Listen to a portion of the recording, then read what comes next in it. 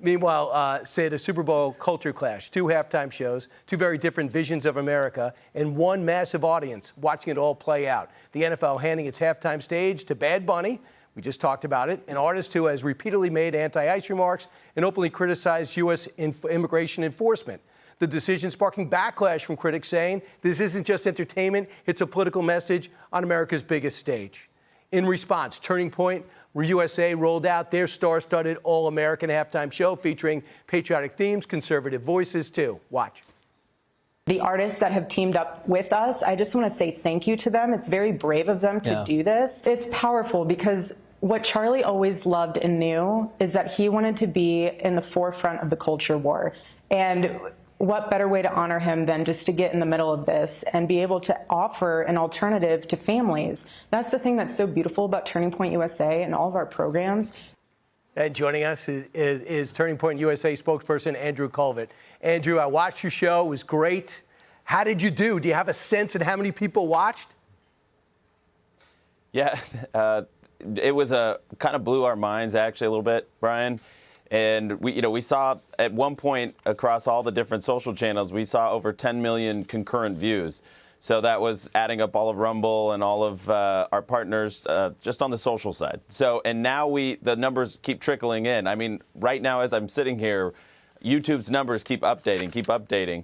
And so we're trying to put it all together. What I can safely say is that we are now over 20 million viewers across just social. So we haven't even gotten our partner broadcasters, their analytics. As you know, sometimes the ratings take a little while, but that's 20 million viewers. And we don't know how many people were gathered together, 3, 4, 10 in a room watching together. So we're going to try and put a final number on that when we can.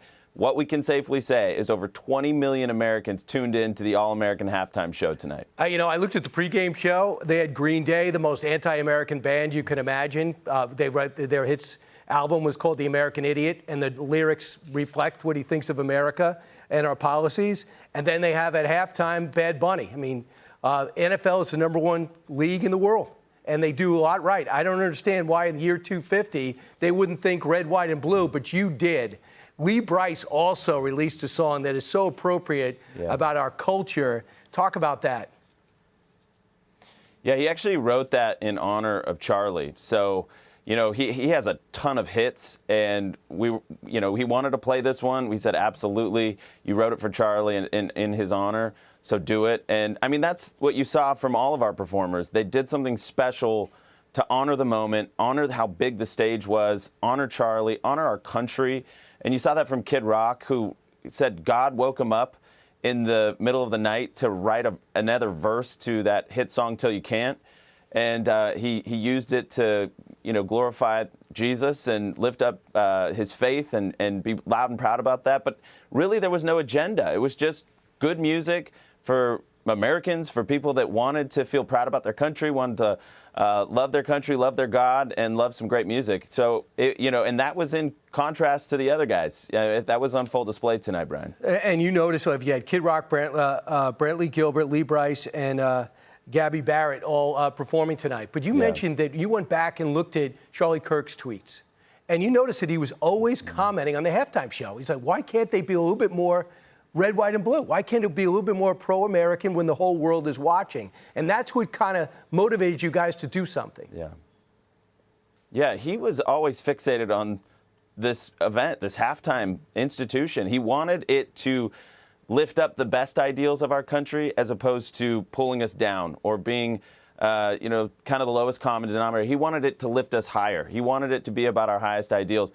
And, because of the success that it's blown our minds tonight, Brian. So we are going to commit to doing this again next year. We're going to do another halftime show for the country next year. So I'm breaking a little news here, Brian. 20 million at very minimum. I think that number is going to go higher, 40, maybe even 50 in the next 24 hours. So I can tell you that's a shot across the bow. People are paying attention, and if you give us a year to plan this thing, I'm really excited to see what we can pull off. But we got to do it for the country, and this was a massive success, and we were grateful to do it. And the Make Heaven Crowded tour gets started for 2026, and that's going to be fantastic too. And of course, the president's going to be counting on you guys to get the vote out with Turning Point Action. So there's a lot of focus on Turning Point. We're busy. Andrew, and you're a great spokesman for it. And the number, one more time, how many people watched as of right now? Well, what we can say without a doubt, we over 20 million people, 20 million views on social, but that's not broadcast. That's not any of our OTT fast channels. So we don't know what that number is going to be. It could rise as high as 40 or 50 million. We're going to find out that final number tomorrow, but at least 20 million, which we can, you can't even debate. And join me after the show next year, too. Thanks so much. Appreciate it, Andrew. I'm Steve Doocy. I'm Brian Kilmeade. And I'm Ainsley Earhart. And click here to subscribe to the Fox News YouTube page to catch our hottest interviews and most compelling analysis.